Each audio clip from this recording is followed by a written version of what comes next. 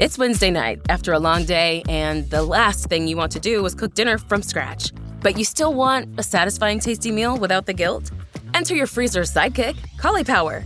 From thin and crispy cauliflower crust pizzas to all-natural white meat chicken tenders and more, Cauliflower is gluten-free always, satisfies every craving, and is ready in minutes. Cauliflower is available in freezer aisles nationwide. Visit eatcauliflower.com/where-to-buy to find a store near you. This podcast is for informational purposes only and should not be considered legal, medical, or mental health advice. The views and opinions expressed do not necessarily reflect the official policy or position of the podcast and are not intended to malign any religion, group, club, organization, business, individual, anyone, or anything.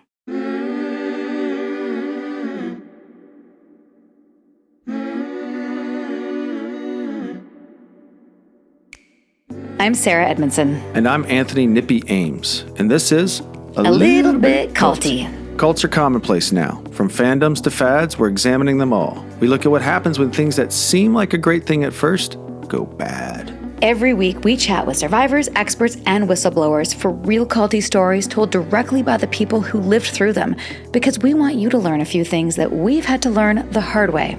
For example, if you think you're too smart to get sucked into something culty, you might be prime recruitment material, and who knows, you could already be in a cult. If you're not aware of your programming, you're probably being programmed, so keep listening to find out. We'll talk about all sorts of topics on the show, but be aware, this podcast might contain stories that could be alarming to some of our listeners, so please check our show notes for more detailed descriptions and take care of yourself. Subscribe to our Patreon for Thursday bonus episodes, Q&A, and all sorts of exclusive content. That's patreon.com/alittlebitculty. Welcome to Season 7 of A Little Bit Culty. Sinking down to the depths of the ocean, hanging on to it, my love. Welcome back, everybody, to this week's episode of A Little Bit Culty. Our guest today is Mitch Horowitz, a historian, author, and podcaster who studies the occult and esoteric belief. His newest book is called Practical Magic: Ancient Tradition and Modern Practice. It simplifies the ideas behind magic and mysticism. That's magic with a K. Of course. We know that this episode might sound like a departure, and it is, from our usual show, but sometimes we just need a little break from the straight-up cult content. And remember, this show is called A Little Bit Culty. So we're talking about something that might be a little bit culty, but is also very interesting to somebody who still wants to have a spiritual practice of some kind. That's why we were excited to speak with Mitch. He encourages people to define belief for themselves. He promotes personal investigation and individuality when seeking spirituality. And our conversation gets into how to do so and at the same time avoid those pesky little culty red flags on that path. We'll talk about toxic traits to look out for in leaders, including weaponized altruism and manipulative language. And of course, how spirituality and money are usually a bad mix. At its core, today's show is about being intentional in our mindsets. Human brains tend to get stuck in habitual thought patterns, and Mitch encourages us to examine those patterns in a mindful, constructive way. He's a very smart and intelligent guy. We think his insights will benefit believers and non-believers alike. Let's welcome him to our show.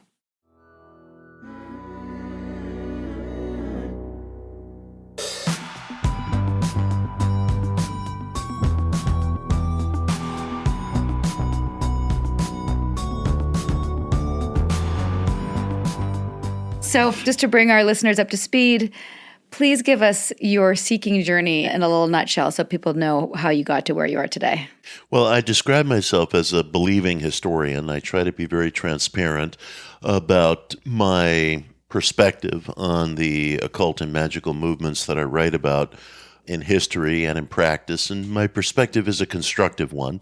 I've been a lifelong seeker. I have belonged to organizations, and while I've never been in an abusive group situation, I certainly have seen the way that group and peer dynamics can weigh on the individual, and I have a great deal to say about the false intimacy, for example, that can get forced on people within the New Age scene, and I have a lot of concerns about that.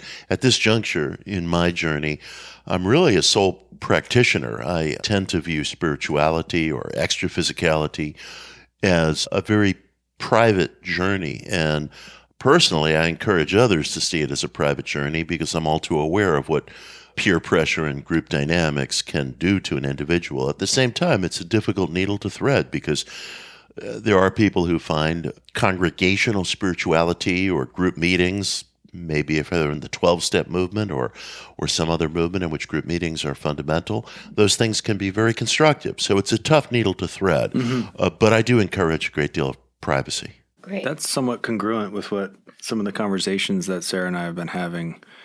I think it was about religion, wasn't it? Recently, the other day, we were talking about, I think people's religious beliefs should be private. I think similarly with spiritual. I think it's a personal thing. Yeah, I agree. And I get uncomfortable when people rush to discuss their religious beliefs outside of an appropriately intimate setting. You know, it's very interesting, this question of religion and congregational spirituality. Mainstream faith, to a great extent, is based in a house of worship, we'll say, and with that comes the need for membership money and so forth, and there's nothing intrinsically corrupt in that. But I have seen spaces, as I know many of your viewers and listeners have, where within a group or congregational setting, walls of privacy are broken down. I'll give you a perfect example, and I'll be very specific about it. A friend of mine is Mike Murphy, the co-founder of the Esalen Institute, the New Age Center on the west coast of California. And in the late 60s, Esalen pioneered what came to be called Encounter Group. And Mike later came to feel, and fairly early on, probably by the mid-1970s, that Encounter was a real problem, that it encouraged the most aggressive members of a circle to bear down on others and force disclosures or accuse them of not being a team player. And I know this is very familiar to the folks listening. And he said to me that he felt Esalen has done many great things in the world. I could rattle off one after another, but he felt that Encounter was a bad legacy. And I've witnessed that. I've been in group spiritual situations, and some of them have been very nurturing and positive, but some of them also just absolutely give themselves over to basically glorified bullying. And the reason for that is that disclosure is expected as testimony of one being on board, being a team player. And I feel that people who are not part of any organization, but who might be in the general alternative spiritual culture, they have to feel mature enough, secure enough that if they find themselves in settings like that, even if it's just a weekend retreat, walk out. I learned that the hard way. When I was a kid, remember I had just gone through a breakup and I went to some yoga center up in the Berkshires in Massachusetts.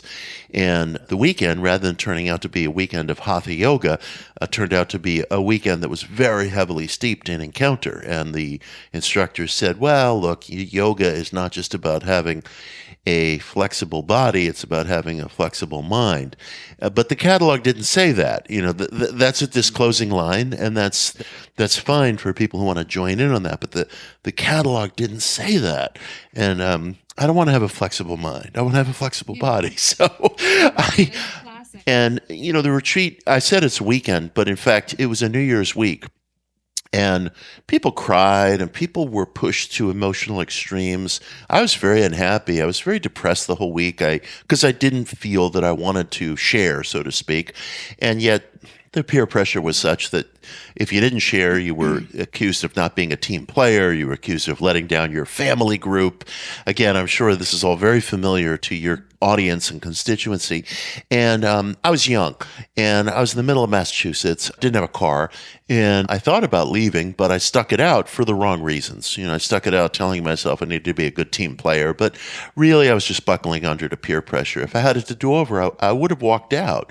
And I encourage people to feel that sense of agency, because even the occasional weekend seminar can get intrusive, and there's got to be transparency in advertising as well. Absolutely. That's actually been over my 8 years since leaving NXIVM, been a big part of my talking points, is that Keith Raniere had put on the program or on the website, do this personal development, find your path to enlightenment, and also potentially join my harem of spiritual wives.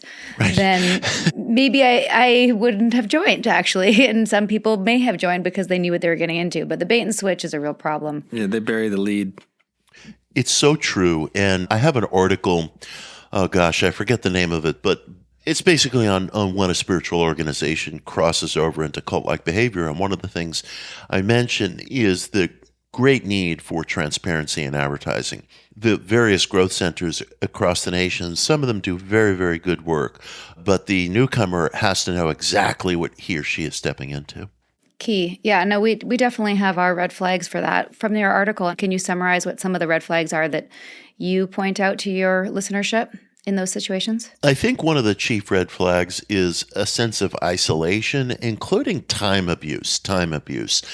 The individual may not be living in a group situation, may still maintain his or her regular domicile, regular job, and sure, there may be time allotted for seeing family at big holidays or what have you.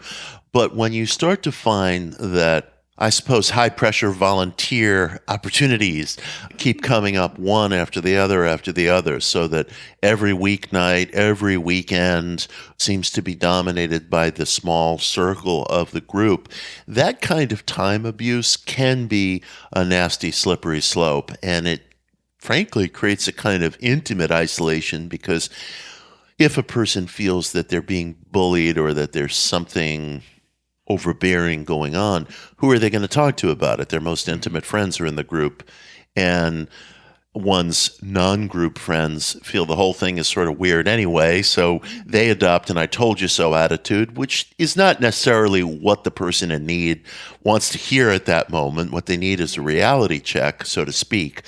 And I find time abuse, intimacy abuse, any kind of an us versus them attitude, constant complaining about, we're being misunderstood or what have you, and overbearing personalities. I have been in group situations, some of which I value insofar as really positive things did go on, but there were episodes where dominant personalities within the group could push the individual, and speaking up or speaking back was seen as a resistance to the work.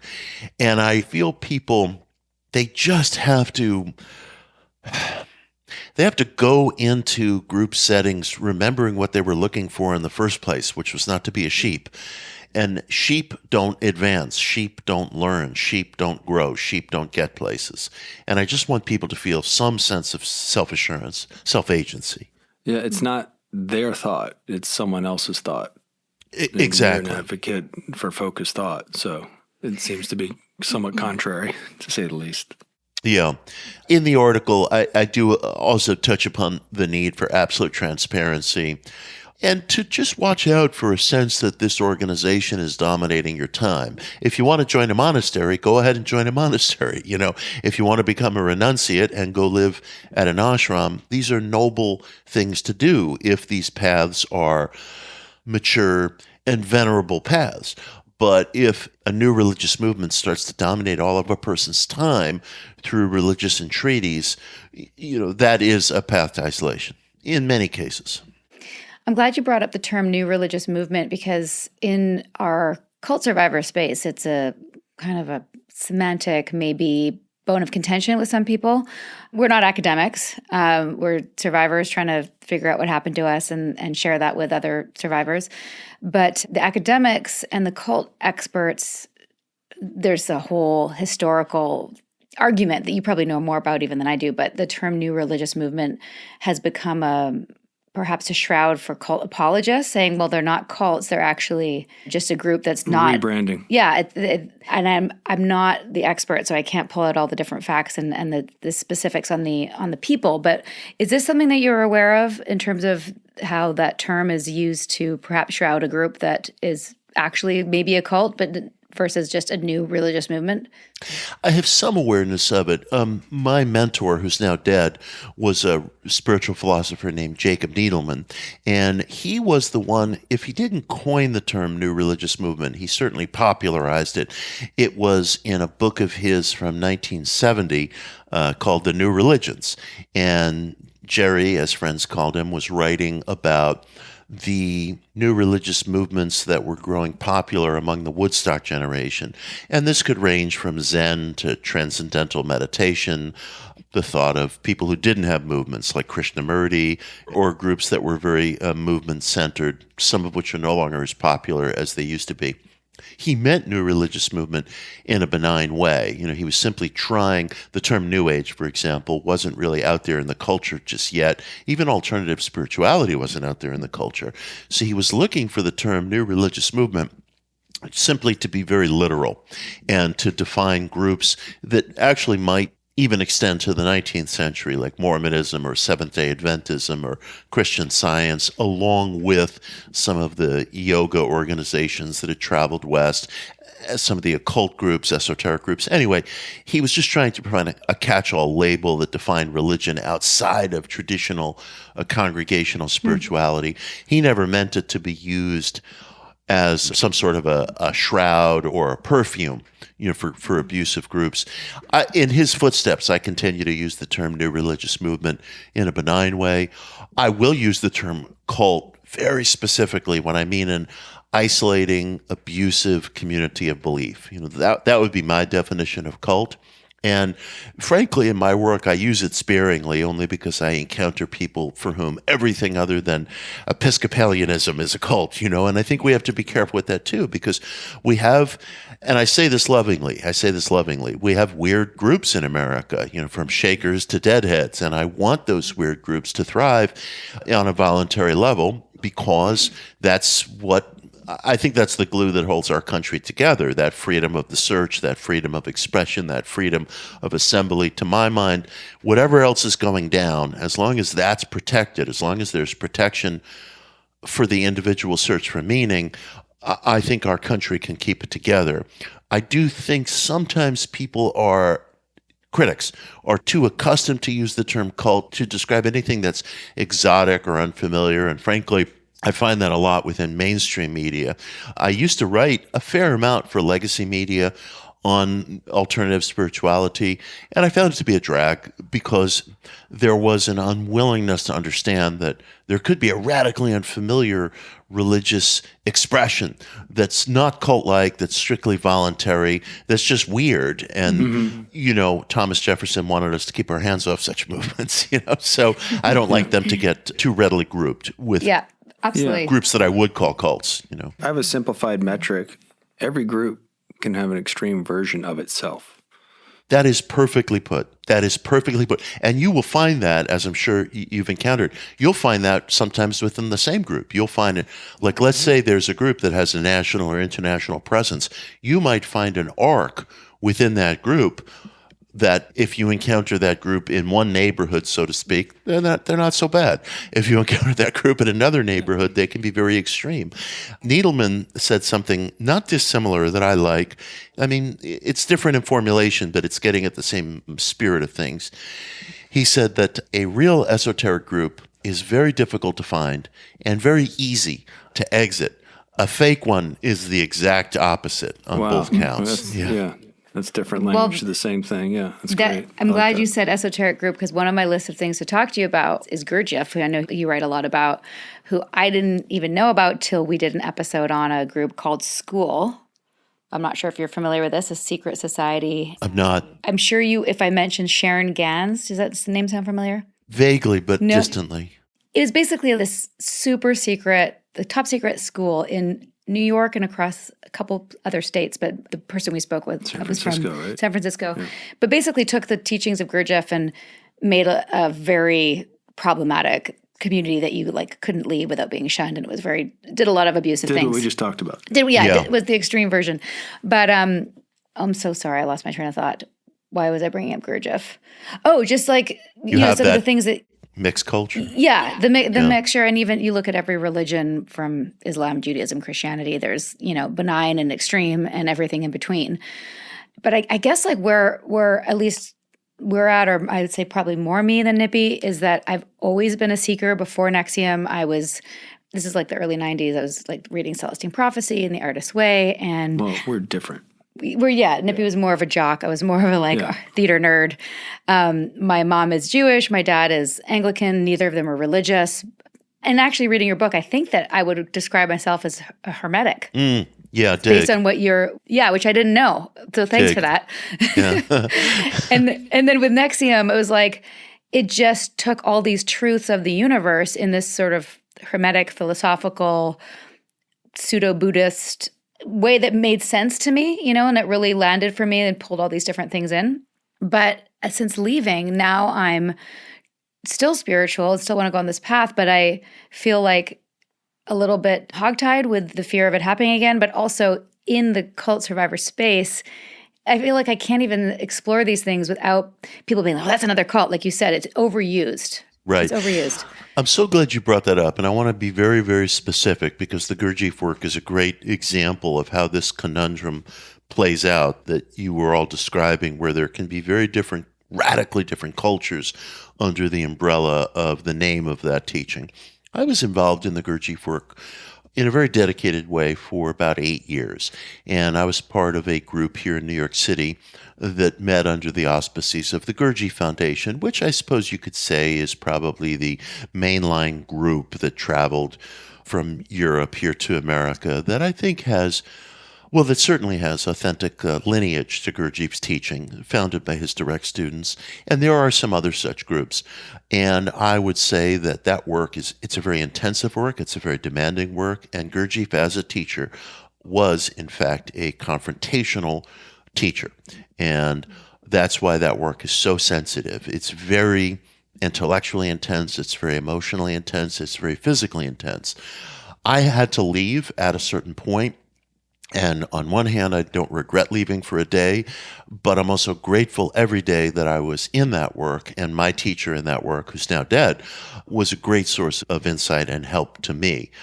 I also witnessed firsthand, because it's a very astringent and at times confrontative work, that can be problematic.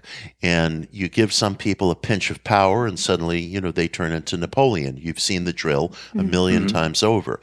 And for some reason, it's a wrinkle in human nature. I'm guilty of it. Napoleon always has troops ready to say, hey, good, I'm right behind you. And, and thank you, sir, may I have another, and people get led to believe that that's somehow a path to breaking down their barriers or something. Now, that work is a wonderful work. It is a work where there needs to be real good judgment.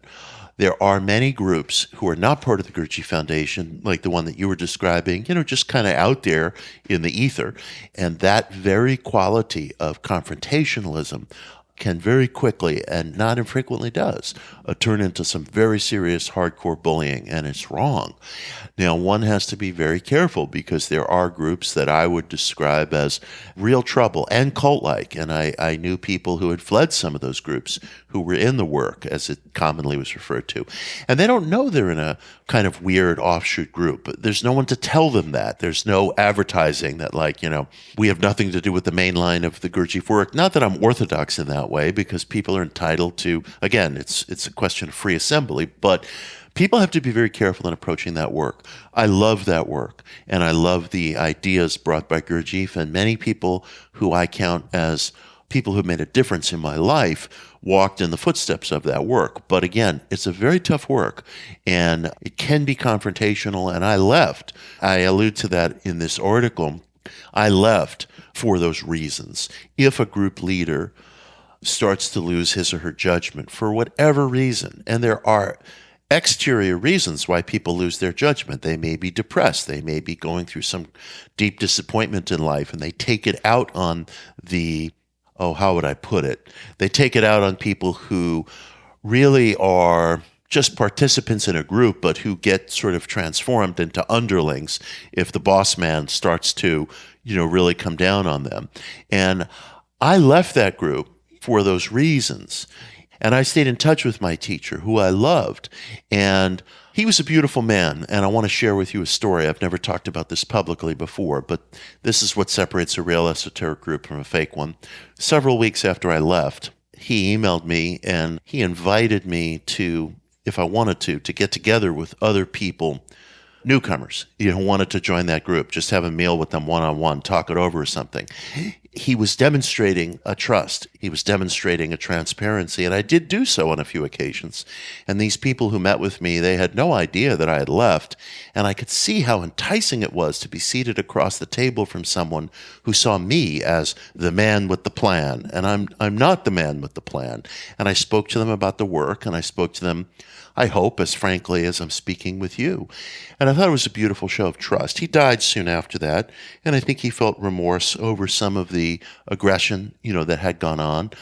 And that's just a fact of life on the path. But there are groups where you don't find that kind of sensitivity, thoughtfulness, or true pursuit of esoteric spirituality, who call themselves the Gurdjieff work. And the individual must be careful. I was going to send you Spencer Schneider's book about his time in the school and doing the work. And by the way, almost like 90% of the groups we've looked at call the work, whether it's Gurdjieff or not. Of course. You know what I mean? Yeah. She's not, even in the acting programs I did, she's not doing the work. Like, the work has a different connotation, but it all means it's like you're not doing what you need to do to evolve. Can you just very quickly, for the people who don't know who Gurdjieff is or what the work is, kind of summarize the tenets of that philosophy or that type of thinking? G.I. Gurdjieff was a Greek-Armenian spiritual teacher who taught in the first half of the 20th century. His activity was first half of the 20th century. And he attracted a lot of artists, philosophers, intellectuals. His essential teaching was that humanity is asleep, that we are automatons. We sort of go through life in this very rote, automatic fashion, almost like people under hypnosis. And his idea was that we needed to be woken up to our true nature. And that's why, in fact, that work can be confrontative at times. And I love that work because it takes a very tough view of human nature, and I think that's appropriate. We look around the world today at the wars and the cruelty and the deprivation and say, why is this all happening? Well, Gurdjieff's analysis of humanity was a grim analysis, and I think humanity has earned a grim analysis. I'm not rosy about human nature in the slightest. So it's a very tough existential philosophy, and yet it's very wonderful as well, because one of the things, and I experienced this firsthand, boy, you walk into that group as it's practiced responsibly, and all the fantasies of enlightenment and how brilliant I am, they go away very quickly. And I think those things should get dispelled, because we are creatures of habit and rote behavior so much more than we know. As I'm hearing a lot of this and read some of your work, and even hearing you, Sarah, describe your journey, a lot of things get kind of caught up in semantics, or do you think? And how true is that? Because even reading some of your thesis and stuff like that, I'm like, what does that mean? Because it means something to me, but I don't know if there's like some objective thing going on. And I know that when I start whatever you might call spiritual or progressive or different, for me, language is really, really important, because those are your tools of thought. And how much of it do you think it's kind of bogged down in that? Like magic versus magic itself, right? Like reading some of your work, I have to constantly replace David Copperfield with something that might be spiritual and kind of redefine it just to get through some of the stuff you've written, right? Yeah. And so talk to me about that and how you evolved through that, and how do you navigate it? Yeah, how do you navigate that and getting your message through and it being effective? Yeah, it's been a challenge. I tend to embrace a lot of the old-fashioned terms, occult, magic, ESP, even New Age. I mean, I realize many people use New Age as an epithet. It's supposed to be something. It's a term for everything that's fuzzy and unrealistic in spirituality.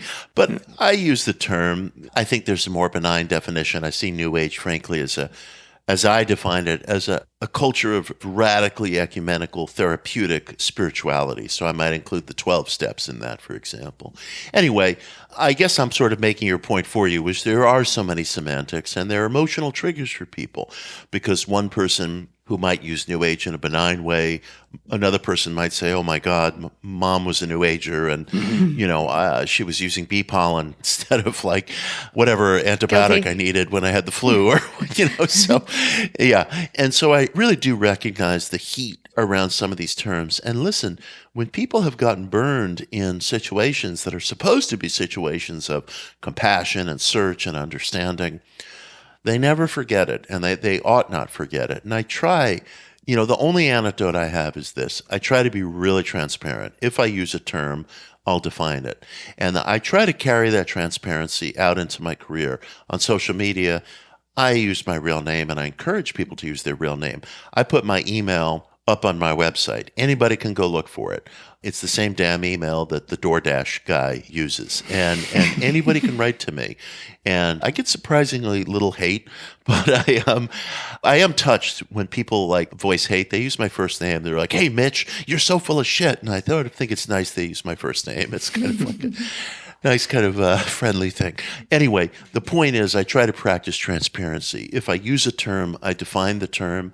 I might give its history. I'll say precisely what I mean by it, as I just attempted to do for New Age, as I attempted to do for cult. Again, email, social media.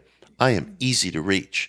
I dislike this quality where people, especially media people, kind of make themselves, I don't know, they put themselves behind a wall, or they put a fake form to fill out on the website for an email account that nobody is monitoring.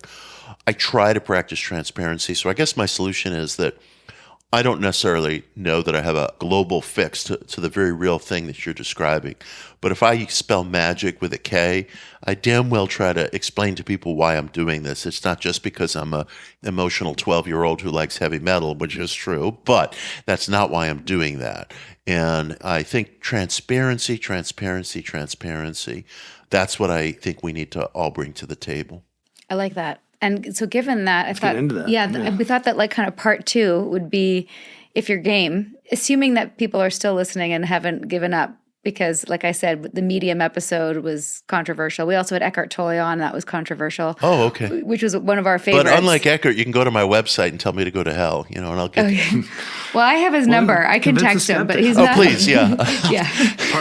Part 2 is convince the skeptic. Well, convince the skeptic would I be dig fun, it, but also I thought what might be interesting and definitely controversial is if you could, since your book is practical magic, for people like us who want to personally at our home not start a new program or join another group per se, dabble in some basic practical magic to get our lives back on track. What do you think? Sure. I'm happy to. Hey, Culty listeners. As you probably know, Nippy and I are working on a manuscript for our first book together. And as you probably also know, maintaining control is important to us. That's why we've decided to produce our book with the Self-Publishing Agency, or TSPA. Unlike traditional publishing, where you're often left waiting for months or even years to get your story out, the Self-Publishing Agency lets you take control of your timeline. You'll have complete creative freedom with insights and guidance from pros in the publishing world. So if you're like us and you have a story or a message that's burning to be told, we highly recommend TSPA as your go-to partner. They offer everything you need, from expert editing and eye-catching cover design to marketing and distribution strategies that really make a difference.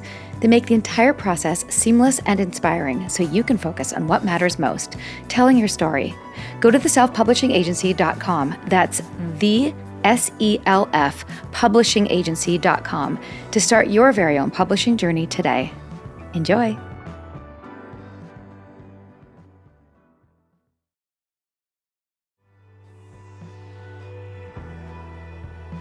This podcast wouldn't exist without our fantastic, supportive, generous patrons.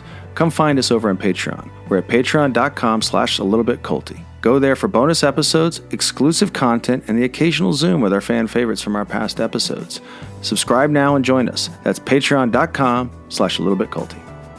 And now, a brief message from our Little Bit Culty sponsors. Remember, when you support our sponsors, you support our podcast.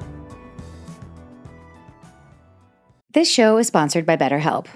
Look, many of us are out here Googling, why am I so stressed? Or is it normal to cry over a dog video on social media? But when it comes to therapy, a lot of us just hit pause. Here's the deal. You don't need to be at rock bottom to talk to someone. Therapy's like a mental health gym. It helps you build coping skills, set boundaries, or just figure out why you're so annoyed with your coworker. And with Mental Health Awareness Month here, it's the perfect time to break the stigma. Did you know 26% of people avoid mental health support because they're scared of the judgment? That's way too many. And when we take care of ourselves, it lifts up our friends, our families, our workplaces, everybody. It's a win-win-win-win-win-win-win. BetterHelp makes it super simple. It's all online, and they've got over 30,000 licensed therapists in just about every specialty. They've been at this for over 10 years, helping more than 5 million people worldwide. And if the therapist isn't your vibe, switch anytime, no hassle. We're all better with help. Visit betterhelp.com/culty to get 10% off your first month. That's betterhelp, HELP.com/culty. I don't know about you, but for me, shopping for glasses always used to feel just overwhelming. Things were overpriced. There were so many options. I'd try on a dozen frames, taking selfies to send to my inner circle for feedback about what looked good and what didn't. But Warby Parker has changed all of that. And listen, if you know us and this podcast, you'll know that Nippy and I are obsessed with Warby Parker. Yes, we have been wearing them before we had even heard of podcasting. Their frames are gorgeous, made with premium materials and designed in-house to suit every face. I snagged a pair of eyeglasses and sunglasses, and their virtual try-on quiz was a breeze, done on my phone in seconds, no guesswork. My friends love my new vibe. Nippy says I'm serving main character energy, NBD. And Warby Parker just made it easy. Shop online, at home, or at one of their 270 plus stores across the US and Canada with super helpful advisors. Affordability? Yes, please. Glasses start at $95, including prescription lenses with anti-reflective and scratch-resistant coatings.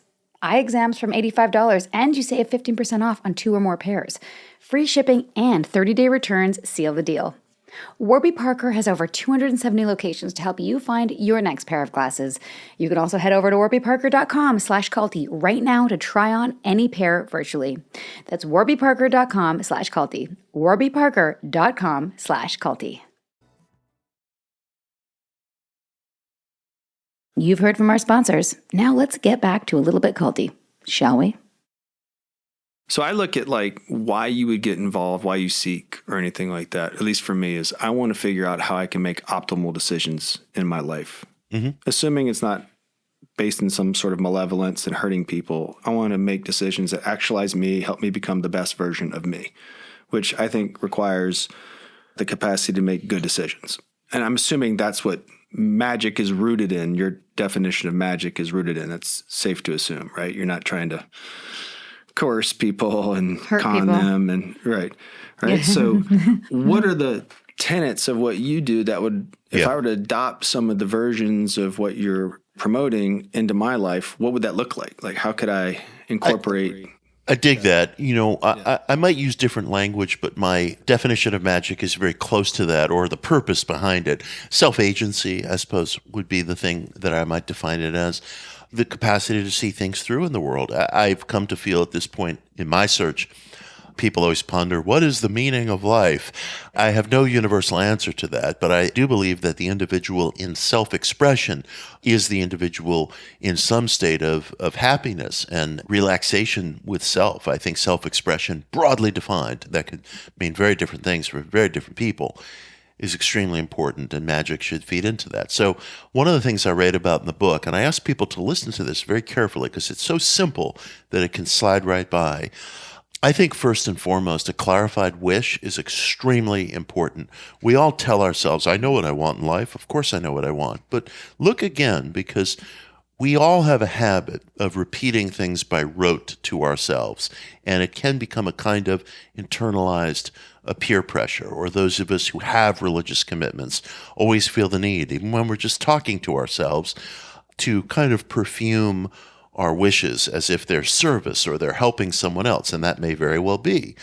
But what I ask people to do in private is come to a very clarified wish of what they're after in life and throw out all the rote statements, because I think so much of what we define as conscience or ethics or what have you is internalized peer pressure. And I ask people to go back to their first cognizant memories of age 3 or 4. First cognizant long-term memories, because that's before peer conformity really gets into us. And ask, what did you want then? Because you'll be very surprised. You had dreams and wishes then, and they weren't necessarily just little childish ones like, oh, I want to be a cowboy or a ballerina. I mean, there was something more than that. And so, and keep it private, keep it private. You'll hear me go into that again and again. And there are reasons for that I think could be defined as spiritual, but there are also reasons that I think are self-protective. I don't necessarily want people to go barking their most intimate wishes to just whomever, they happen to be around. And I think the clarified wish is just extremely important. I ask people to start there.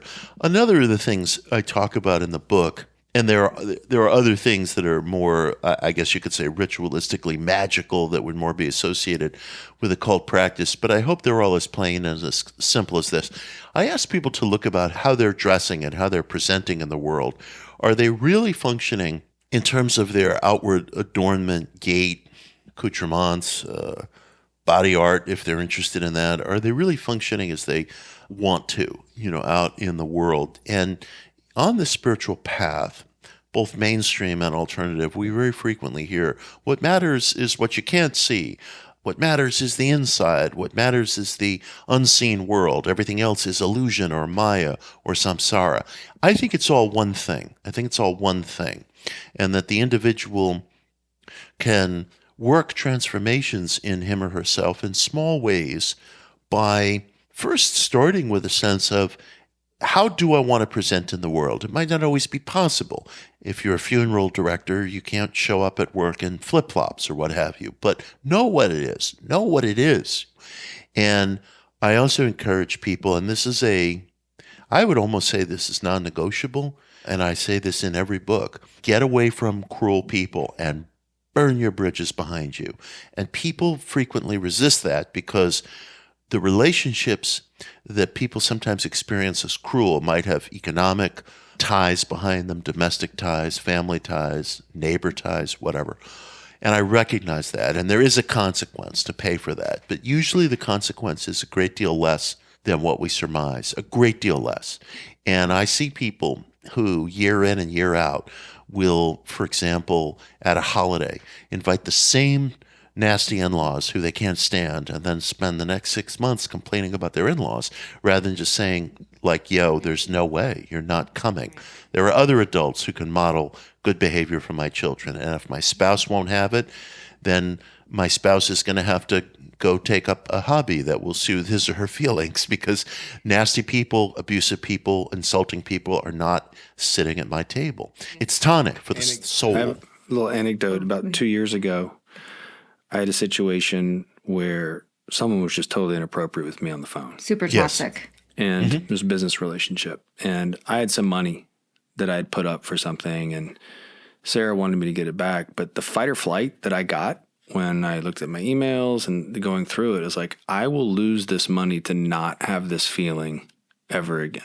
You're so right with that. And a person has to sit down and say that to himself, because we allow emotions to take over. And this was something else I value in the work of Gurdjieff. His teaching was that we think we're intellectual beings. We think we make decisions and have something called willpower, whatever it is. The emotions, the intellect, the physical body, they're all running on their own tracks, and they all have their own needs. Otherwise, there would be no addictions. I'd say to myself, this substance it's bad for me, it's too much. If I could make an intellectual decision about an addiction, boom, life is better. But we don't function that way. And so your situation with money, I've been in situations like that. And I needed the money. And that's legit. Yeah. And the emotions take over. It's like, I need the money. What on earth am I going to do if I don't have this money? And who the hell is this person to hang on to my money? And they're not being honest with me. And I feel those emotions like a biblical prophet, Yeah. But then you sit down and you say to yourself, all the agony that this is causing me. And let's say this other guy is a crook. Let's say he's a crook. There are crooks in the world, and it sucks. But how much is my life worth to me? And if I'm getting fight or flight, blood pressure going up, panic attack coming on every time I talk to this person, maybe the son of a bitch gets to rip me off. And I hope that there's some reciprocity in life. I hope that karma is a real thing. I believe it is. I think it is. Yeah. No doubt. Complex question, but I believe it is. And every hit I've ever taken to get away from a cruel person has been more than worth it. I look back on joy with getting away, and I never think about what I lost. Again, the consequences do exist. You lost money. Mm-hmm. They're real. They're concrete. And sometimes people find the consequences are just too much. But I would say to somebody— I gained a summer of joy. You gained a summer of joy. Isn't that amazing? Yep. I would say before we decide that the consequences are too great, really sit with that. because frequently it's just anticipatory anxiety. They're not that Right. bad, Right. loss of money, this, that, the other. They're not that bad. And sometimes they're none at all. I mean, I knew a woman who, and I think everybody can relate to this story. Her mother-in-law was very cruel to her. And once there was a power outage here in New York City, and her kid was sick, and they lived in a high-rise building. Elevators weren't running. It's a serious problem. So she took the kid, and she went to stay temporarily with her mother-in-law out in New Jersey until the power came back on in New York. And long story short, she described to me how unwelcoming the environment was. She was very, very, very upset about it. And I said to her, just, cut the ties, man. Cut the ties. If a person's not there for you when your kid is sick, how is that family? And she said, well, I want my kid to be surrounded by family, role models. I said, look, he's got teachers, he's got coaches, he's got other positive role models. Is it really necessary? I don't know what she ultimately did, but I asked people to really think about it. I mean, we have so much more freedom than we permit ourselves. And yet we allow convention to disrupt that. If I could leave one legacy, getting away from cruel people would be it. Don't read any of my books. Just do that. And the world will be, a fraction better. And it was safe to say cruel, you could substitute with toxic. Oh, I think it destroys Yeah. people. I think it Yeah, destroys people. A person cannot discover who they are in an atmosphere of cruelty. And I use that word purposefully because I think that I see people, and I have been in situations where like a so-called best friend or a family member or your best buddy at work will send little cruise missiles over your desk. Oh, you know how it is, backhanded compliments, damning you with faint praise, always maintaining plausible denial. You're too sensitive. It was just a joke. And that's all the language of bullies. Bullies always love to have plausible denial. No bully ever perceives him or herself as a bully or ever owns up to it. They say, oh, come on, you're misunderstanding. Or what about the time when you did that? Whatever. All these words tie us into knots. Classic gaslighting. Classic gaslighting. Mm-hmm. And when I was a kid, we didn't have the term gaslighting. Right. Maybe it gets overused today, but I'm glad we at least have it. When I was a kid, terms like gaslighting and narcissist, they weren't part of the vocabulary. So it was very hard to describe somebody mind-fucking you. Now we can describe it, and that's good. But those words aren't just fodder for conversations. We got to move. So I feel super strong about that. And if it means walking away from your best friend because you discover that person's been bullying you for half your life, do it and see what happens. Right. See what happens. At least know. The plausible deniability is really key because I don't know how much you know about Nexium, but it did have an element of the confrontation that you've been talking about from Esalen and Synanon and that type of confrontation. But it was done in a different way. It was done with a smile and a head tilt. What does it mean, Mitch, if you're unwilling to acknowledge that you're choosing comfort over your own growth? Like in a very soft way, right? That's brilliant. I mean, the description. The description. Brilliant. Yeah, I'm going to go out and start a group. No. The description is so poignant. Right? So making sure that people know that bullying and cruelty and toxicity can be also, shrouded with a smile under the name of your growth, doing this for your growth. So important because what you have just described runs riot in New Age culture. Totally. And riot. And in one sense, I'm grateful to New Age culture because within that constituency are the people who read my books and listen to my podcasts and so forth. So I'm grateful to it. And as you all are pointing out, there's a scale. There's a scale. But parts of that culture, and it's a sizable fraction, very sizable fraction, are exactly what you were just describing, that lilt of voice and tilt of head, and now this is for your own good, and it is comforting, and it can also be very deceiving and bullying, kind of placing a plush inauthentic, and I've seen it. I cannot tell you how many times. I'll give you a story. There's a New Age magazine that I would say kind of gave me my start, published some of my first articles. And we had a contract, in magazines, they undergo changes in management and such. And a change in management had occurred. And we had a contract for some articles I was supposed to write. And long story short, they didn't pay me. And I was like, I do this for a living. And they kept dodging me. And then finally, the business manager, these were the actual words used, verbatim, said to me, "I'm asking you to please have compassion for the accounting department." And, it's like, it was so manipulative, because if I want you all to keep your contract with me, I'm showing a lack of compassion for Mike and the accounting department. It was so manipulative. I think you could probably understand the many levels on which that was manipulative. And I just said, I'm out of here. Keep the money. Goodbye. And I was very glad, because believe me, there were many such instances where I did not do that, when I was younger, more insecure. And people will get manipulated into positions of, I would say just really getting taken advantage of and getting walked all over by that lilting voice, tilt of head. The New Age is filled with passive aggression. And not infrequently, that passive aggression masks a lack of accountability. I think one of the things that attracts people to New Age spirituality, and I've experienced so much of this over the years, is, look, there are some of us who struggle with getting things done in outer life. The outer world requires things of us that not everybody is good at participating in, like showing up on time and getting up on time and keeping your word and doing the things that are necessary to maintain a normative workplace or whatever. There are people who have problems with that, and rather than deal with those problems, they sometimes flee to an environment that validates resistance to what I would call normative obligations as a kind of laid-back, go-with-the-flow, pseudo-Zen approach to life. Of course, a real Zen master is impeccable, right? Very responsible.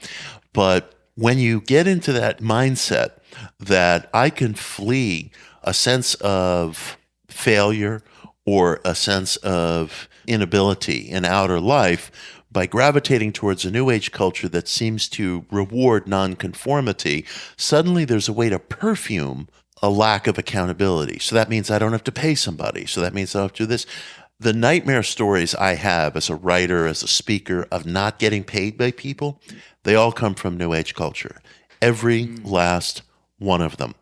And the excuse is always, sorry, I'm too busy saving the world. I can't take your call right now. There's a prominent New Age center here in New York City where when I was younger, I used to speak all the time. I had a contract. It was signed. It was all very official. They would just never pay me. And I'd make phone call after phone call. And friends, or so-called friends, people I knew would not return my phone calls, et cetera, et cetera. And I realized it was a pattern. I suppose they expected newcomers to speak for free, even though they had a contract with us and everything, just as a resume builder. And I didn't think that was cool. I didn't like that. I don't think it's ethical to pay Deepak Chopra because he's famous and then not pay, the schmo from around the block because he's not. It's an ethical commitment. You have a contract. And so I stopped speaking there, and it was exactly that culture, and they're holding conferences on green business efforts and kind of like heartfelt business and so forth, and they're not paying their presenters. That is very common on New Age culture. Kind of some faux higher principles are used to perfume corruption. And the individual has to be wary of that. Probably because those groups believe that they're out of the matrix and you're in 3D and they're in 5D. So your reality isn't actually reality in their mind. Like this is the kind of right. They're in the galactic or whatever. Have you watched the Love Is One documentary with Amy Carlson, who turned into Mother God? I've heard of that, but I have not seen it. So the excuse is I'm at a higher frequency. Yeah, they're operating in 5D, and the rest of the world is in 3D. And ironically, some of the things that they say in the beginning of the group is that the world is this matrix, and you haven't woken up from it, and it's all your indoctrination, and this is just the things that are implanted in us, and we're out of it. But you're right; it gives them full reign to do whatever the fuck they want. They weaponize altruism and hide behind it to justify. That's a great phrase, weaponized altruism. Yeah, beautifully And they put. hide behind it to justify their behaviors. I feel that this is why within the alternative spiritual culture that I function in, I do not use terms like realized or enlightened or notions of people being on a higher level, because that, what was the term? Weaponized altruism. Altruism.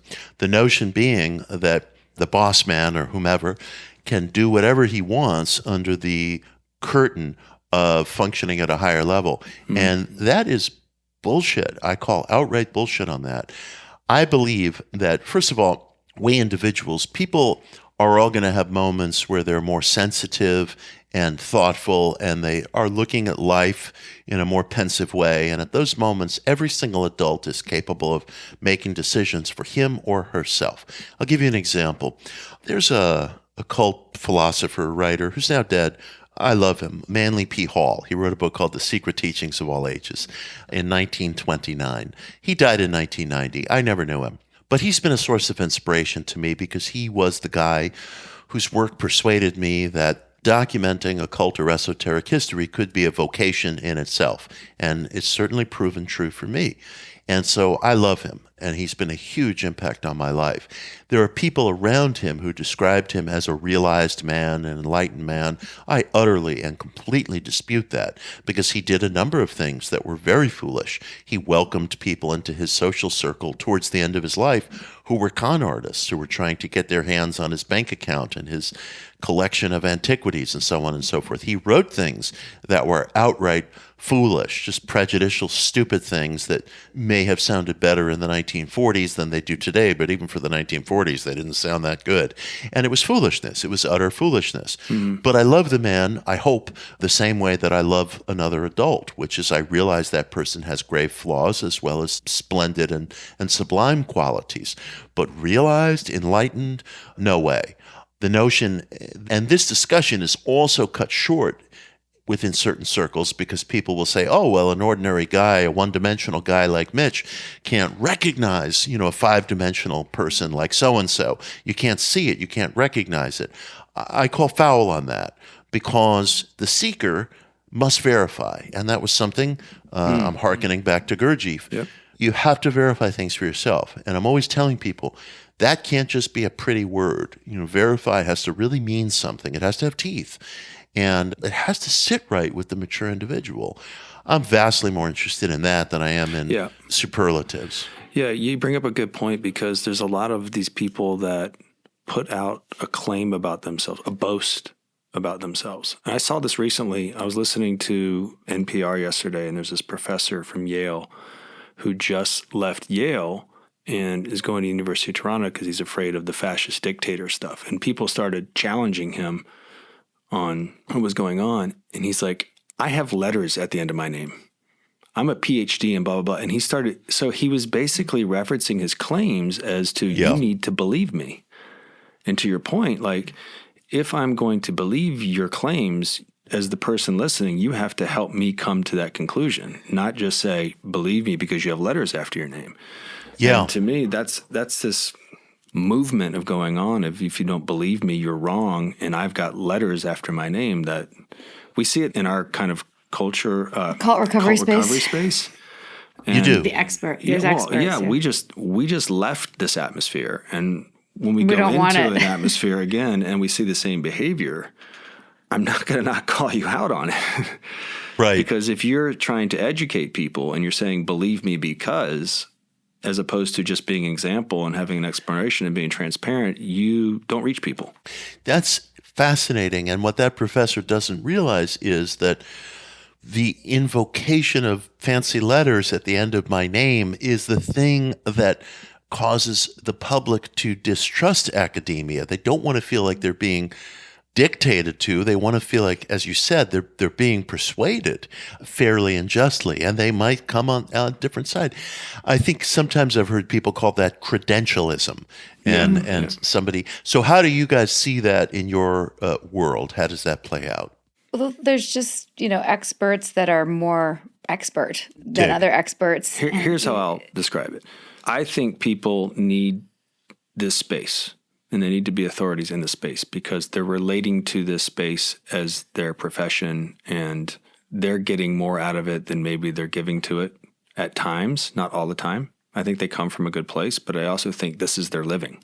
Yeah. And if they are not seen as the authoritative voice in it, there's a downside to them. Yeah. That's it. And I think it can be evolved through more conversations. And Yeah. The thing that is so important, not only for the public to remember, but for the self-proclaimed experts to remember is that, again, as with organizations, so with professions, there's a scale. Wouldn't everybody agree? There are great dentists and there are dentists who are not so good. And there's a scale. One of my kids was in therapy and I started to question the quality of care that he was receiving. And every time questions arose, I was treated like I was somehow anti-therapy, and I'm not anti-therapy. My God, I live in New York City. That would be like being anti-oil, living somewhere in the oil fields of North Dakota, or something.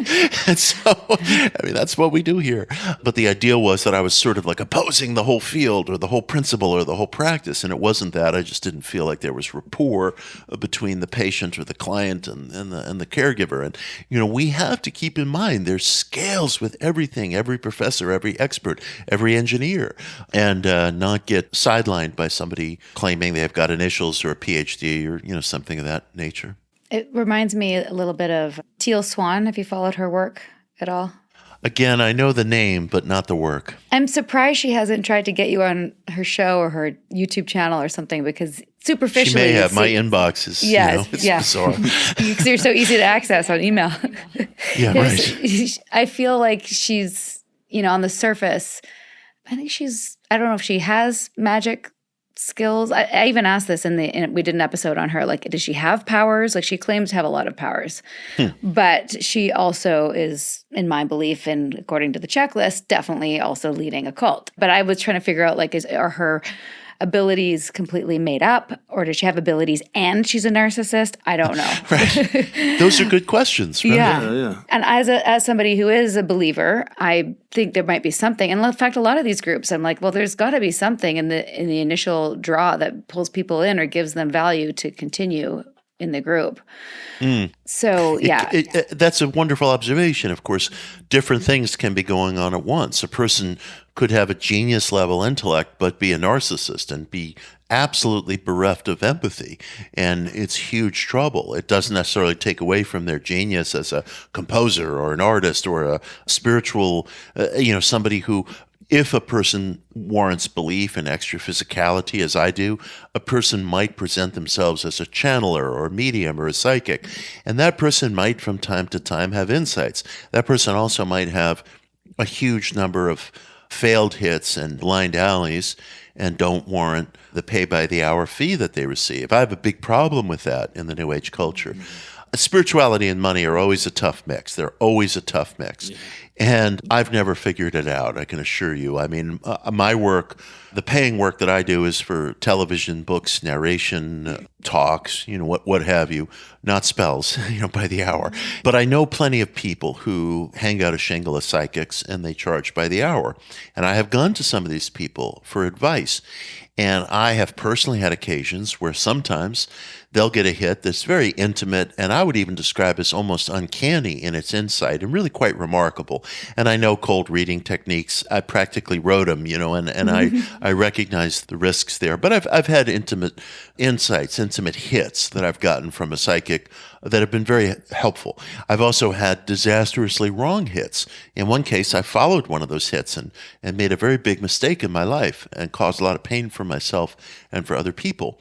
And the psychic, if in fact there is such thing as some sort of anomalous mental ability, and I believe there is, it cannot be turned on and off like a water faucet. And it's not dentistry where you're pretty much going to get the same outcome every time. It may occur, but those occurrences cannot just be summoned in the same way that Thomas Edison summoned the power of electricity through a light bulb. It does not work that way in my experience.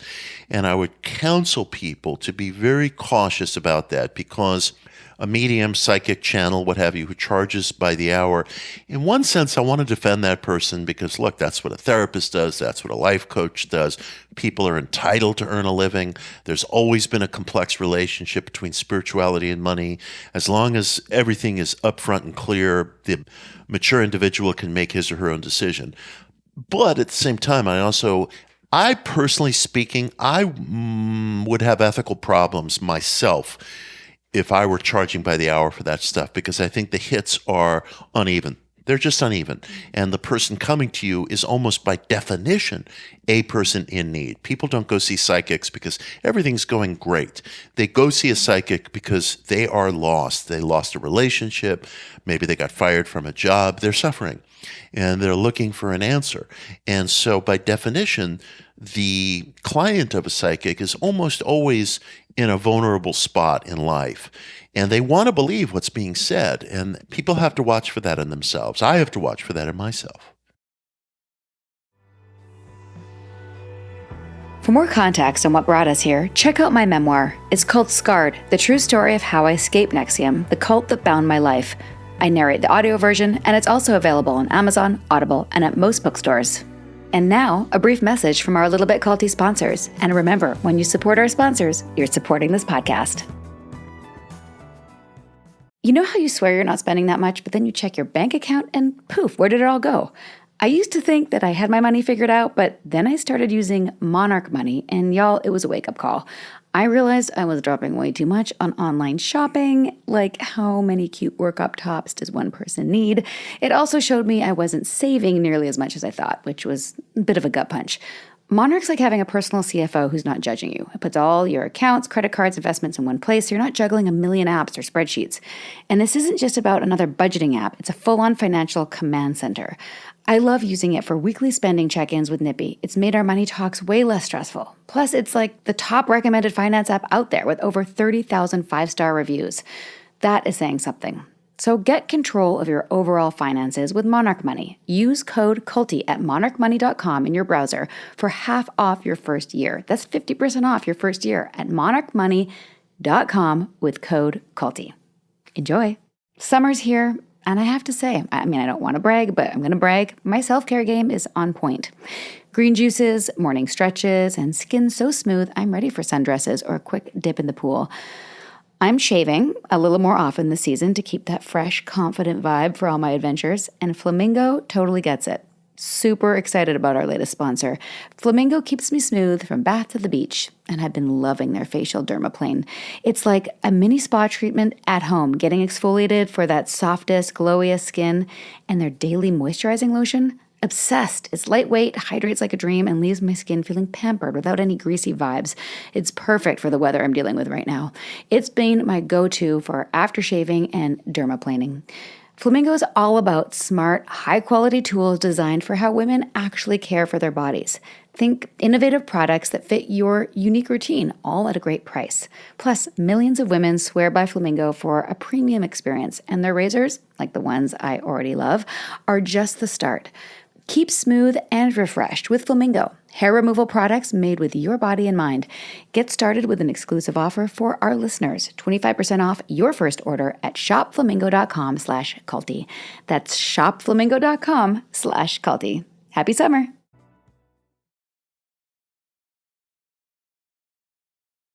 Break time's over, people. Let's get back to this episode of A Little Bit Culty. It's a good one.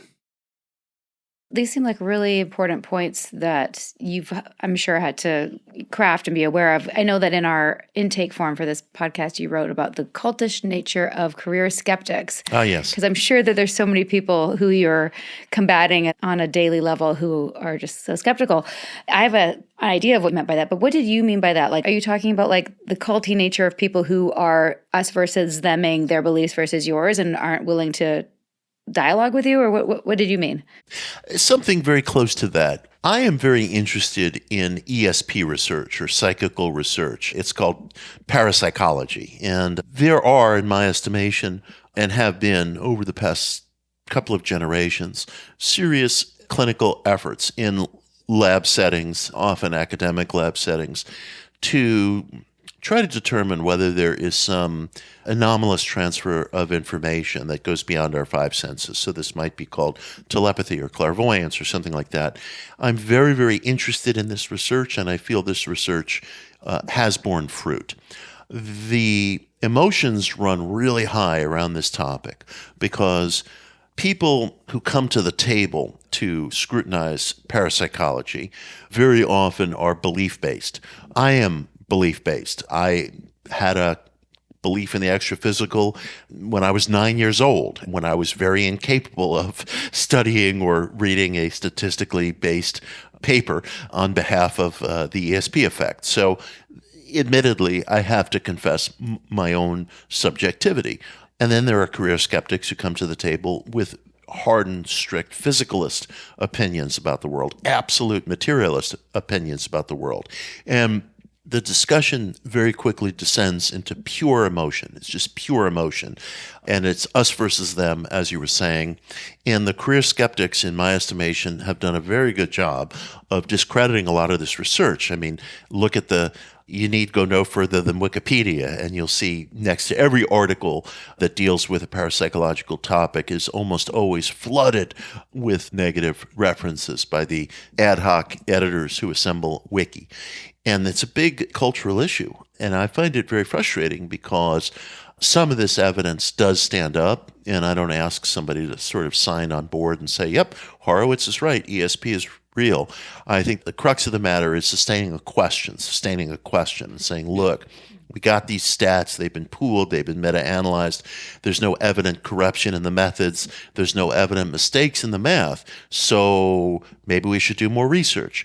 This research that I'm describing, ESP research, it's inexpensive as hell. It's peanuts compared to the funding of most research on campuses. It's just peanuts. And I believe it should continue. I don't think it should be discredited as, oh, God, these guys are just delving into this woo-woo realm and calling it science.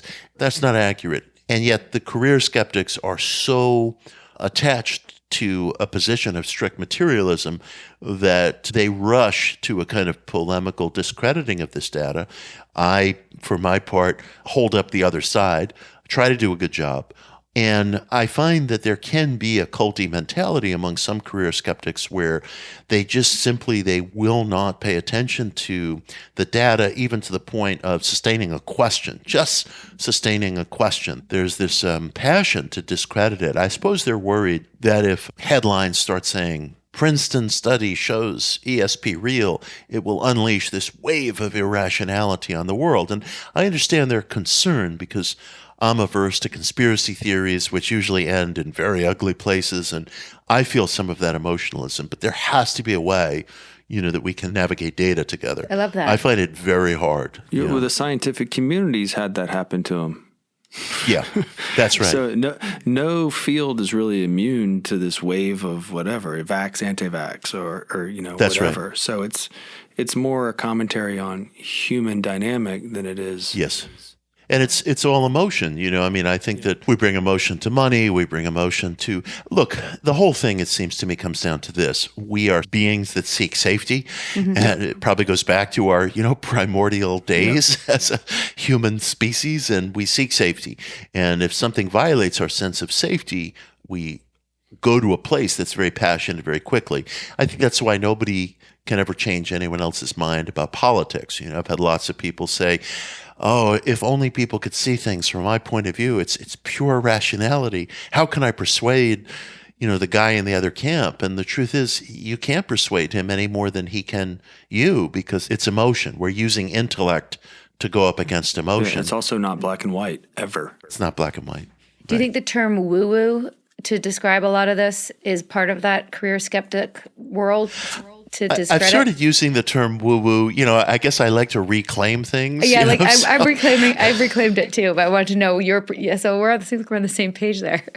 Yeah, it's so familiar a term that it's almost harmless. Like if a guy is an environmentalist and calls himself a tree hugger, you know, we're at the point where it's like, look, let's just reclaim these terms because they're going to get used anyway. I mean, I realized that when I was very young. I was working in publishing and I was trying to explain my job to some guy at a party. And he said, what do you mean? So like New Age? And, you know, I took great umbrage at it. Like, sir, I'm interested in comparative religion, not New Age, you know. But then I realized at a certain point, I'm going to get called it anyway. So woo-woo, New Age, you know, bring it on. I feel like there's a resurgence of acceptance of woo-woo right now, and people are kind of apologetically or maybe secretively woo-woo. Just a little personal anecdote. Nippy was away, or I sent him away because my girlfriend was in town, and she's, you know, kind of witchy, and she does a lot of little dabbles, you know, in a non-culty way. Pulls from different. I guess she would be also hermetic as well. I'm going to talk to her. I'm going to give her your book for sure. She's going to love it. Thank you. But yeah, so we were in the garden, and we assembled some women. We may or may not have microdosed a little bit of mushrooms, and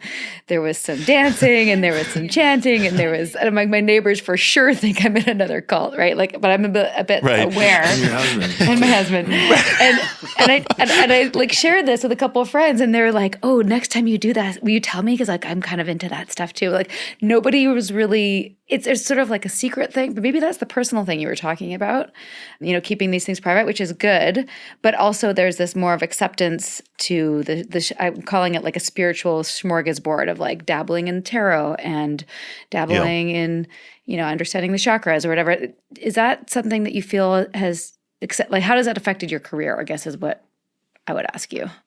I do find in private there are people who will be very disclosing about maybe a non-traditional belief or physical practice or something, or, you know, take, you know, microdosing and, you know, getting it on at the picnic or, you know, whatever it is. And I'm very touched by it because I like the idea that there can be this inside-outside approach to life where, for example, someone doesn't have to make a public declaration about anything or join anything or carry a membership card, but they can be whomever they are, a computer programmer who is into psychedelics and who believes those psychedelics might open him or her to maybe some even a kind of anomalous way of knowing or some corner of the psyche or the subconscious where there's a personal realization or something that's meaningful, whatever it is. I meet people all the time like that. And I like people being able to pursue something and then just go back to their ordinary or outward lives. I think that's the best kind of seeker in a certain way. It's not necessary to kind of adopt it as a cloak of identity, you know, to bring me prestige or something. I think it's really cool. I mean, the whole idea, again, I suppose it goes back to where I was at the beginning. I really value people's privacy, and a lot of the spiritual practices that I undertake are private. I'm with that. Meditation, meditation, prayer, maybe different physical modalities. And I define magic as causative ritual. And I'd like to believe that somebody who maybe leans more in the agnostic or atheistic direction could also participate in that, feeling like, look, you know, ritual can be very powerful. Maybe this is a kind of a psychological exercise. And I'm down with that. You know, I'm down with exploring that. As long as privacy is in place, I think the person is protected to a great extent. Yep. And so I have found, yes, a lot of people who walk what might seem like a very mainstream path in life, but they're very down with some very unusual ideas in private. And that's part of what's great about being in a free society. You know, I have a question because I kind of feel like I'd land there a little bit because there was a point in my life where I'm a slave to physics. If I can't see it, measure it, quantify it, you're self-indulgent.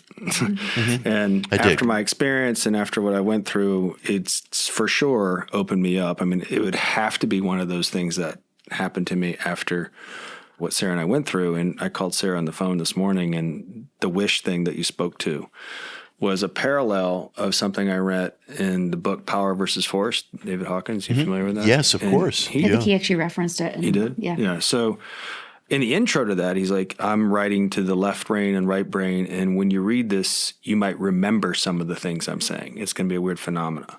Like, remember, like you're going to read this and you're going to remember thinking and feeling that. And that's similar to the 3 and 4 year old wish And I went to bed last night thinking about like, that's the second time I've read this in this kind of journey. And it really resonates with me because I feel like I was ushered into a world of performance and I was pressured to perform from a pretty early age. And I happened to be pretty good at sports and other things. And then I kind of, the 3 or 4 year old wish that I had was never nurtured in a lot of ways. And then when I go to think about what that might be, I'm always comparing it to performance and I judge it because it doesn't have what I think societally, school-wise, I was programmed to do. It's not as glorious. It's not performance-based. It's really play. And, I had brothers and I had what I would say a great childhood and I had great friends and play was like kind of where I always land in these things. And it's not play like in self-indulgence. It's play like... How do you get back to that? Yeah. And then I go, well, what career could I do with that? I'm like, that's not the question. You know what I mean? So I'm so like... I'm that way. Yeah. Do you know what I mean? So your performance mindset is changing your wish. Evaluate it through the filter of what do I do with this? And I'm judgmental of like, what, we just going to play your whole life? But like, I said in a couple of interviews, there's nothing more interesting to me right now than raising my kids. And we have some opportunities in front of us, but I'm also... That's the opportunity performance thing versus I'm in the best years of my life. Yeah. I'm raising my kids. I have a beautiful wife. And I'm creating and I have a podcast. Tell me more about the wife part. Yeah. But do you get what I'm driving at? Like these are, I do. Things, and the wish isn't clear because I don't think I can align my emotions and everything to be on board with it and comfortable with it, if that makes sense. Right, I dig. My critics might roll their eyes at this, but I'm very empirically based as well, which is why I'm so attached to lab-based ESP research. And I've had friends of mine who are sympathetic, and they say, you are way too attached to this left-brained, empirical, data-driven, psychical research. There's much more exciting things, much more remarkable, dramatic, impassioned things that go on out in the field, like somebody has a clairvoyant dream or a crisis apparition or precognition or something. And I know they're right, but I feel so attached that way. William James lamented this in himself. It's not dissimilar to some of what you're describing. James really validated the actuality of religion, but he said in his diaries, I lament that I have the kind of analytic mindset where I'm not really fully able to let the psychic door, so to speak, fly off its hinges. I'm always very, very grounded. And he lamented that in a certain way because he wanted to experiment with elements of Christian Science, elements of New Thought, which he did, I think, with some success. He also took a lot of nitrous oxide, which he felt was the closest thing that a rational person could get to a epiphanic experience. I'm not sure whether that's true or not, but in any way, in case he agonized over it, and I'm the same way. So I'll go on certain kinds of podcasts, and they're like, Mitch, where are the ghost stories? What's happened? We want to hear about the bed levitating. And I'm like, very few strange things really happen to me. I've got my stories, but they're nothing that's going to make any headlines. And that's just not really where I dwell. So hence, I tend to grok to lab-based research. And with respect to the wish, even if a person can't act on a wish at a given time or act on a preference at a given time, it's still really helpful to know it. It's still really, really helpful to know it. Because some of us remain even unaware of it. We just never come to terms with it. And this travels in some strange directions. There may be people on the spiritual path who say to themselves, I don't care about money. They may care a hell of a lot about the money, but they don't give themselves permission to at least acknowledge that because they're spiritual. So when we really open up, these preferences can be very contrary to the lives that we're living. And I'm not saying act on them in some erratic way, but just know them. Just know them. That's good advice. So don't be a rock star.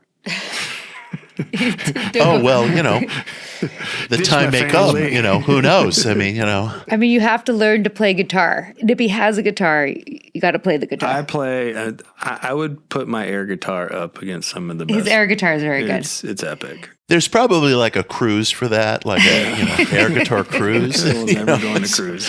I know.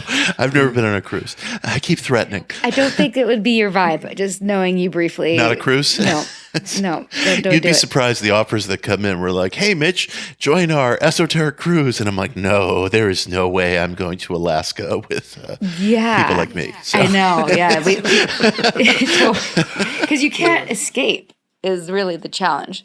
I know there's things like Crime Con and different conventions. Comic-Con does cruises, and I just don't want to be trapped. You can't escape. You can't escape. Yeah, right. I mean, I think that's a very good point, and that's also something people have to watch out for at growth centers, spiritual centers.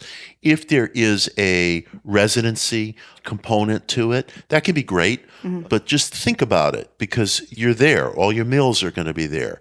That's where you're sleeping, and so forth and so on. If I go to a program or something, quite frankly, I prefer staying at a hotel because there's somewhere to escape at the end of the day. Yeah. And just these are things I like people to watch for. Yeah. And also, the more you invest, when you're fully in, then you're tending to want to make it your decision good is another psychological thing that happens, right? Totally. And, the poor people who died on that retreat with James Ray, where he had that sweat lodge out, what was it, in the Sedona Desert? Sedona, Yeah, they paid a lot of money. James was very charismatic. They wanted the approval of the teacher. They're in the middle of a very rural desert area. There aren't a hell of a lot of options. Again, they've dedicated a lot of resources to this thing, and they want it to go right. And that can be the path to grave unhappiness if the setting is flawed. Yep, exactly. We did an episode on that, and one of the other things that I didn't realize is that one of the main kind of tenets under the whole thing that you commit to right at the beginning is that you're there to play full on.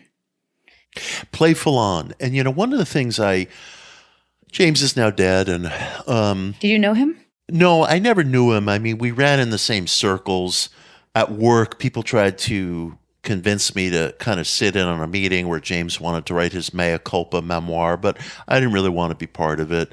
I kind of feel like when you go through something like that, the point is not to write a mea culpa memoir and, get back on the speaking circuit. The point is maybe it's time to examine a different way of life. Yes. Yeah. But anyway, I mean, imagine that. But there was one thing that really hit me. A survivor of James's group said something, and I was really bothered by this, and I thought to myself, man, this is a hell of a warning sign. James would encourage people in a very heavy-handed way, sometimes at these workshops, to shave their heads, which was a way of creating like a group solidarity, and we're all in, and we're gung-ho, and we're ninjas, and we're going to do this thing. And there was one woman, real estate lady, who said she resisted it. She didn't want to. And then they were having kind of this heavy celebration towards the end of the workshop, and she decided in a fit of enthusiasm to go ahead and shave her head. And she came up to James, said to him, hey, I've decided to shave my head. And he said to her, I don't give a shit. And the idea was like, there's that encounter group confrontation. He's the big leader, and you're going to have to do more to please him, and don't come looking for a cookie. And I thought to myself, no one has a right to speak disrespectfully to someone else in that way. And this is where I throw away terms like enlightenment or realization or even teacher. No one has a right to speak disrespectfully to another individual that way. And I thought that was the sign that he is not respecting these attendees. He is not respecting these attendees. And I don't know, I was just struck by that story. I asked people to just don't let yourself feel disrespected at any step. Great advice. Did you ever watch the Kundalini documentary, Breath of Fire? It was on HBO. No. Okay, so another example of where the teachers were very toxic and bullying, but it was dismissed and normalized because they were called Saturn teachers or something. So that was the way that they taught their lesson, was through abuse, essentially. And so they learned to take it. Great advice. Also, in reading your book, I feel like Keith Raniere dabbled in a lot of these things. Some people say he was experimenting a little bit with some occult, maybe dark or black, excuse my ignorance of all the terms. But do you know that he was branding women with his initials in a monogram Yes, at the end? I'm very aware. Yeah. Okay. Do you think that is something that he could have learned from some of the more negatively intended practices that you've studied, specifically Yes. the brand? There's no question. What you find, it seems to me, among different spiritual impresarios is that they are eating off of a lot of different plates. They're experimenting with an amalgam of things.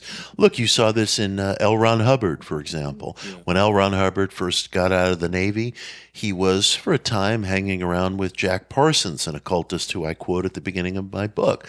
Jack, for a time, had been a protege to the British magician and occultist Aleister Crowley, and there was Hubbard in their world. And Hubbard collected a lot of data from a lot of different groups and organizations and distilled it into what he later called Scientology. I have a friend whose dad was a kind of popular occult writer for a time in the late 60s, early 70s, and he said that when he and Hubbard were younger, they would exchange letters all the time about reincarnation. And he had no idea whether Hubbard was sincerely interested in the topic or not, but there was a kind of information gathering going on. And so you will encounter a lot of people who order food, from these different rows of menus, and they distill it. And some of it at its heart might, if it's practiced with ethics, might have something good to offer the individual. And yet everything gets despoiled when it's offered in an authoritarian way or with the desire to control and a lust for power. But I not infrequently find that a lot of teachers, some of whom are dangerous and problematic, others who may be more innovative and worthwhile, they're experimenting. They're taking things, from different columns. And again, it helps to dispel this aura of infallibility around the teacher, which is always dangerous, to realize maybe you should be reading into the sources that this person is using. Maybe you should know something about Crowley or Blavatsky or whomever. Realize a little something about this, because it's not just some divinely given wisdom. It's got a bibliography behind it, and it humanizes the experience to a degree. Did you see anything in particular, like one particular person who I believe is on the woo-woo spiritual path, called Keith, a soul collector of souls? Collector of souls. And just somebody who wanted to Sounds like an Iron Maiden album. Right? I think I have that. So, no, I don't know him. Collector of souls. It's true, man. That sounds like a villain in the Marvel universe or something. Well, he's definitely a villain in our lives, but he seemed to enjoy, co-opting people's life force is another way of dimming people's light. I dig. No, and I will really try to push this away. If people come to me and they see me as the man with the plan, I'm not. I'm not. I'm speaking in a confident, relaxed way because I like our exchange and I love doing things like this, writing, speaking. That's my happy place. What they don't see is me screaming into a pillow because, I can't figure out how to put together the IKEA shelf or something like that. And believe me, that's there too. That's there too. And I struggled years ago as a young father, with anger issues, and that's there too. And none of us are the man with the plan. If I have to define myself, it's seeker, and that's it. And if somebody else grooves to it, good, then we'll exchange together. But that's as far as I'll ever go in definition. Yep. Any final words of non-guru-ish wisdom to leave with our audience about magic, practical magic, how to test its value, how to put it in their lives, how to live this Absolutely. path? It's good to be cautious. It's good to be wary of human nature because human nature is unbelievably problematic. But with that caution, allow yourself the freedom in private to read far and wide, consider all kinds of possibilities and theses and ideas. The poison is when these things are used to control, abuse, take. But there's a philosopher I like, Paul Feyerabend, and he said, I am an anarchist in thinking. I am an anarchist in thinking, not in public life. Give yourself that freedom. Just give yourself that freedom. And that can go very nicely hand in hand with an appropriately wary and cautious sense of human nature. Amazing. Perfect. I'm glad that we did this interview, Yeah, me too. and I've learned a lot, and I'm halfway through your book and find it really fascinating, and I think our audience would too. Mitch, thank you so much for your time and your insight and your patience with us as we learn to understand these concepts and these terms. And it's been such a joy to talk to you. Thank you. It's mutual. If you like the show, please consider supporting us by giving us a rating, a review, and subscribe on iTunes. Cults are commonplace now, and we're looking at them all, and every little bit helps. Hit that subscribe button so you don't miss an episode. I thought that was great. We're glad we had Mitch on. That was thought-provoking, to say the least. A lot of what he had to say is relevant whether you're a believer or not, especially the part about removing toxic, manipulative people from your life. Absolutely. Really good advice. And the concepts behind his approach to belief are pretty universal.